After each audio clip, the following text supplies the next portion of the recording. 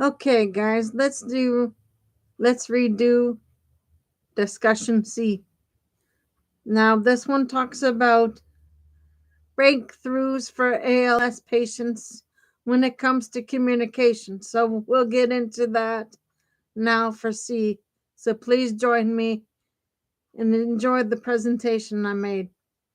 Okay, here we go. Title: When thought becomes speech again. A breakthrough in ALS communication. Okay. The story of Casey Harrell. The story of Casey Harrell begins in the familiar landscape of ALS, a disease that steals movement, erodes speech, and leaves the mind fully intact inside a body that can no longer express itself. For years, Casey lived in that narrowing world. His communication depended on slow eye tracking systems and interpreted and interpretive labor of those who loved him. Every conversation was a negotiation with silence. Then in 2023, surgeons placed 4 microelectrodes arrays into the region of his brain responsible for coordinating speech. What followed was not a miracle, but a milestone, one that forces us to rethink what independence, dignity, and communication can look like for people living with advanced neurodegenerative disease. The return of voice. The first time Casey used his brain computer interface at home, the words appeared on the screen with startling speed. Good morning, I'm glad you're here. He had not moved a muscle. He had simply thought the words. The BCI decoded the neural activity of his attempted speech. The silent internal language ALS had trapped inside him and translated it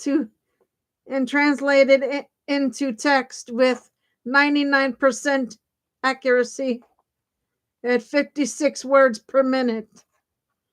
Over nearly 2 years, he used the system independently for 3,800 hours, producing 183,000 sentences and more than 2 million words. This was not laboratory performance. This was daily life.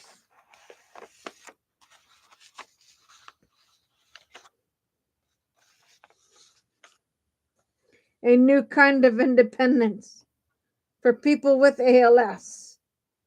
Communication is not a convenience. It is the last remaining territory of selfhood. When speech disappears, autonomy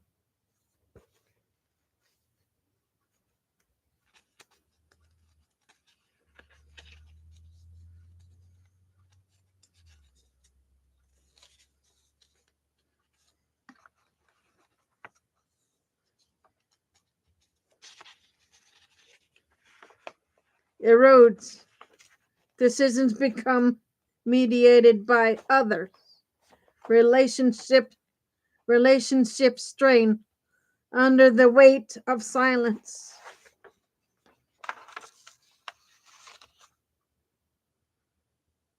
Casey's BCI changed that trajectory. He could direct his own care, express discomfort, participate in goals of care, conversations, continue professional work, joke, argue, and reconnect with the pace of human conversation. His wife described the change as a return of dynamic action, the ability to live in real time rather than wait for others to interpret him. The BCI didn't just restore communication, it restored identity. The science behind the breakthrough.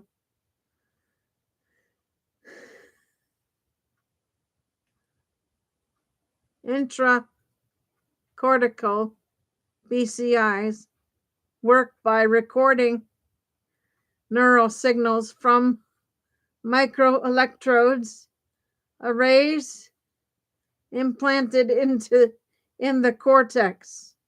In Casey's case, the electrodes captured activity from the speech motor cortex, the region that coordinates articulation. Advanced machine learning algorithms translated these patterns into text and cursor movements. What makes this case historic is not the technology itself, but his stability and independence.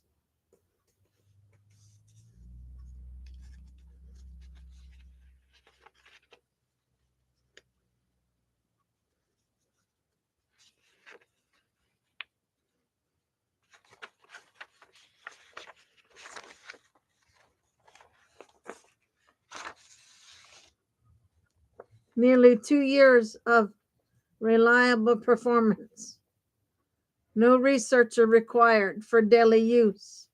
High-speed communication compatible to smartphone typing. Integration into ordinary home routines. This marks the moment BCIs crossed from experimental prototypes to practical assistive devices. The human impact. As a palliative care physician, I've witnessed communication shapes the experience of serious illness. It is the medium through which patients express fear, hope, gratitude, and grief. It is how they participate in decisions that define their care. It is how they remain themselves.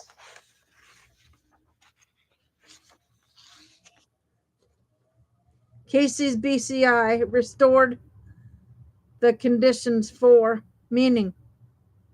He could tell us, he could tell his clinicians when something felt wrong. He could tell his wife when he was tired. He could tell his colleagues he was still a part of the team. He could tell his family he loved them. The technology did not cure ALS, but it cured the silence. A threshold moment for neurotechnology. Researchers describe this case as a threshold moment, the point where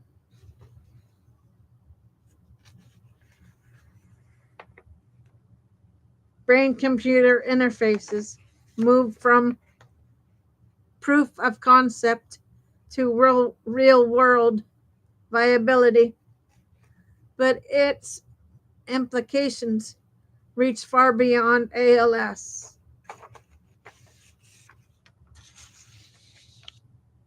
This breakthrough challenges long held assumptions that late stage ALS inevitability means communication loss, that cortical speech networks degrade beyond usability, that independence must decline in parallel with motor function. Casey's experience suggests otherwise. It reveals preserved neural potential even in advanced disease, potential that technology can unlock.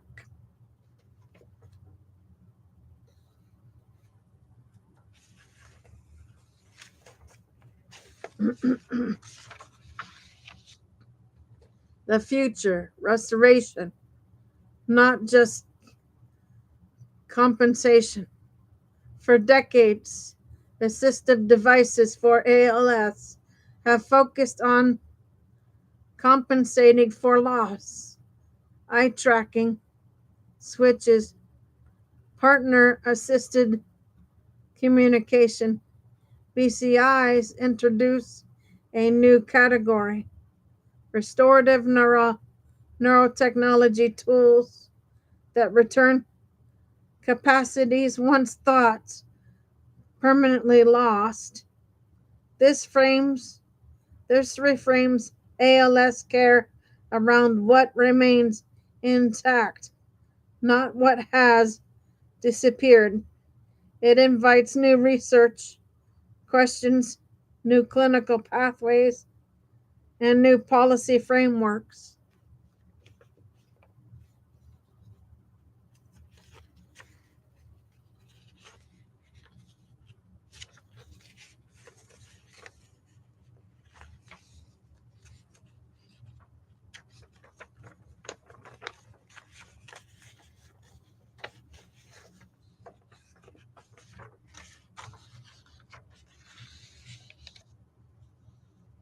Most importantly, it invites us to imagine a future where losing speech does not mean losing voice.